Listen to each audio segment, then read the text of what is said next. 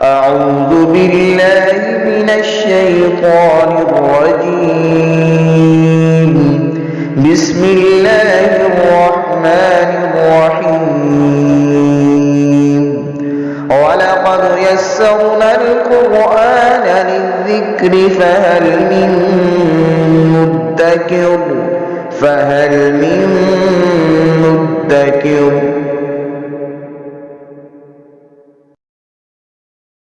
بسم اللہ الرحمن الرحیم۔ سورہ مائدہ کی 106 نمبر آیہ مبارکہ 7ویں پارے کا چوتھا رکوع ہے۔ اعوذ باللہ من الشیطان الرجیم، بسم اللہ الرحمن الرحیم۔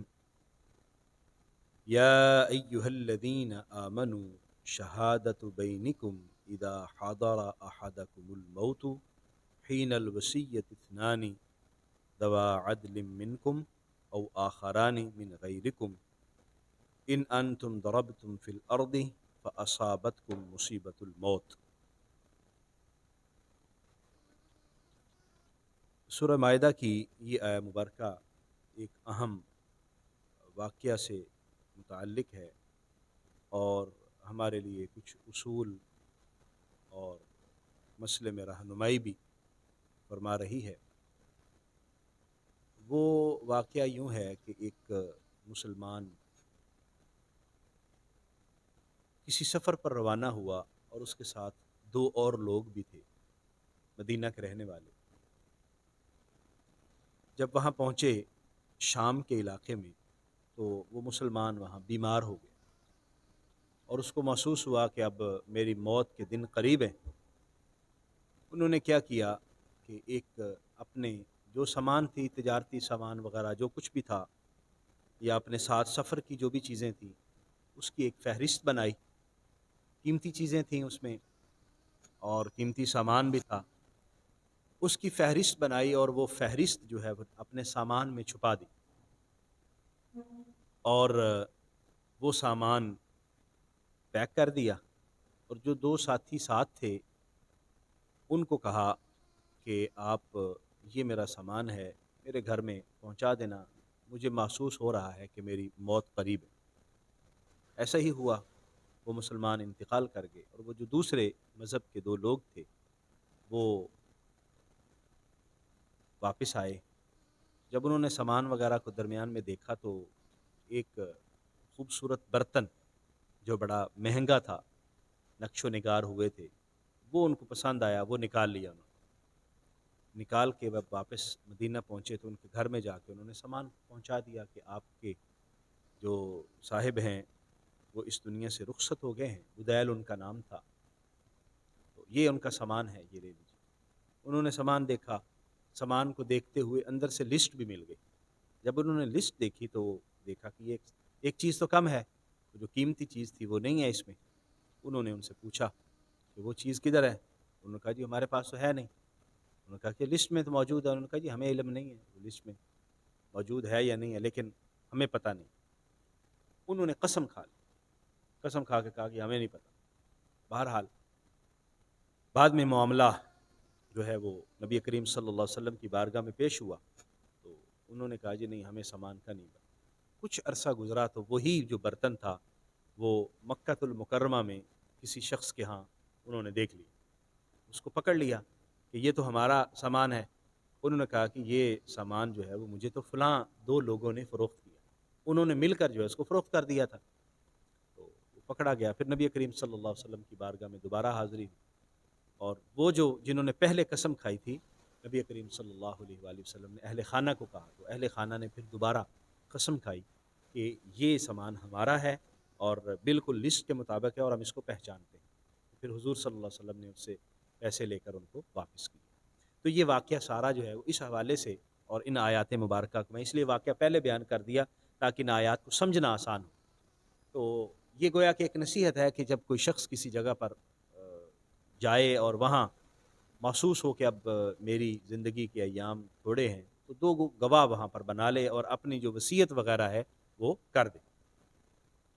بسم اللہ الرحمن الرحیم۔ یا ایھا الذین آمنوا، اے ایمان والو، شہادۃ بینکم اذا حضر احدکم الموت حین الوصیۃ اسنان ذوا عدل منکم، تمہاری گواہی، شہادت بینکم، تمہاری گواہی، اذا حضر احدکم الموت، جب تم میں سے کسی کو موت آ جائے، یعنی قریب المرگ وہ ہو جائے، حین الوصیہ، وصیت کے وقت، یعنی قریب ہے کہ وہ اس دنیا سے رخصت ہو جائے اور وہ وصیت کرنا چاہتا ہے تو کیا کرے؟ فرمایا اسنانی ذوا عدل منکم، وہ دو قابل اعتماد آدمی جو تم میں سے ہوں ان کی گواہی لے لے، دو قابل اعتماد آدمیوں کو گواہ بنا لے کہ میں اس دنیا سے رخصت ہو رہا ہوں اور یہ میری وصیت ہے، اور اس کے مطابق جو ہے وہ گھر والوں کو بتا دینا۔ او آخران من غیرکم، یا پھر تمہارے غیر میں سے دو لوگ ہوں، یا تو تمہیں میں سے دو لوگ ہوں، اور اگر تمہیں یعنی اہل ایمان دو لوگ نہیں ہیں تو پھر دوسرے مذہب کے بھی دو لوگ وہاں پر گواہی دے سکتے ہیں۔ ان انتم ضربتم فی الارض، جب تم زمین میں سفر کرو، فاصابتکم مصیبت الموت، اور تمہیں موت کی مصیبت آ پہنچے تو پھر اس کے مطابق عمل کرو۔ تحبسونہما من بعد الصلاۃ، تم ان دونوں کو روک لو نماز کے بعد، یعنی جن کو گواہ بنایا گیا ہے ان دونوں کو نماز کے بعد روک لو۔ فیقسمان باللہ، اور وہ دونوں اللہ کی قسم کھائیں۔ ان ارتبتم، اگر تمہیں شک ہو کہ یہ لوگ صحیح بیان نہیں دیں گے، غلط بیانی سے کام لیں گے، تو تم ان دونوں کو روک لو۔ اللہ کی قسم وہ کھائیں نماز کے بعد انہیں اپنی، یعنی جہاں پر لوگ جمع ہو، نماز کے بعد کا ذکر کرنے کا مقصد یہ ہے کہ نماز میں چونکہ لوگوں کا اجتماع ہوتا ہے، لوگ اکٹھے ہوتے ہیں، تو نماز کے بعد ان کو روک لیں، بھی نماز ہوگی، نماز کے بعد پھر ان دونوں کا معاملہ سنا جائے گا۔ پھر وہ دونوں قسم کھائیں۔ قسم کیا کھائیں گے؟ لا نشتری بہ ثمنا، کہ ہم اس کے بدلے میں کوئی بھی چیز خریدیں گے نہیں، یعنی ہم کوئی بھی اس چیز کو فروخت کر کے، یا قسم جو ہے اس کے بدلے میں ہم کوئی چیز نہیں خریدیں، ولو کان ذا قربا، اگرچہ وہ قریبی رشتہ دار ہی کیوں نہ ہو، ولا نکتم شہادت اللہ، اور ہم اللہ کی گواہی کو نہیں چھپائیں گے، انا اذا لمن الآثمین، اگر ہم ایسا کریں گے تو ہم گناہ گار ہوں گے، گناہ گاروں میں سے ہمارا شمار ہوگا، ہم قطعاً گواہی چھپائیں گے نہیں۔ فَإِنْ عُثِرَ عَلَىٰ أَنَّهُ مُسْتَحَقَّ اسْمًا، اور اگر یہ معلوم ہو گیا، اس بات پر آگاہی ہو گئی کہ یہ دونوں گناہ کے حقدار بن گئے، یعنی انہوں نے گناہ کو ترجیح دی ہے، غلط قسم کھا رہے ہیں، جھوٹی قسم کھا رہے ہیں، اور دنیاوی ساز و سامان کی طرف ان کا رجحان ہو گیا، اللہ کا خوف ان میں نہیں رہا۔ فآخرانی یقومانی مقامہما، تو دو اور لوگ جو ان کے قائم مقام ہوں، من الذین، ان لوگوں میں سے، استحق علیہم الاولیان، کہ پہلے دو لوگوں نے جن کا حق مارا یا جن کا حق انہوں نے خراب کرنے کی یا چھپانے کی کوشش کی، یہ جو دو لوگ ہیں یہ ان کے قائم مقام یہ گواہی دیں گے، اور یہ اس بات کی گواہی دیں گے کہ پہلے جو دو لوگوں نے گواہی دی تھی وہ جھوٹے تھے، انہوں نے اس سامان کو اپنا کہا، اور یا یہ کہا کہ مرنے والا ہمارے لیے وصیت کر گیا تھا، اور ہم دونوں جو ہے وہ اس بات کی گواہی دیتے ہیں کہ یہ جھوٹے تھے اور ہم جو بات کر رہے ہیں وہ زیادہ سچی ہے۔ فیقسمان باللہ، وہ بھی اللہ کی قسم کھائیں گے اور وہ کہیں گے لشہادتنا، ہماری گواہی احق من شہادتہما، ان دونوں کی گواہی سے زیادہ بہتر ہے، وما اعتدینا، اور ہم نے سرکشی بھی نہیں کی، انا اذا لمن الظالمین، بے شک اگر ایسا کریں گے ہم تو ہم ظالموں میں سے ہوں گے۔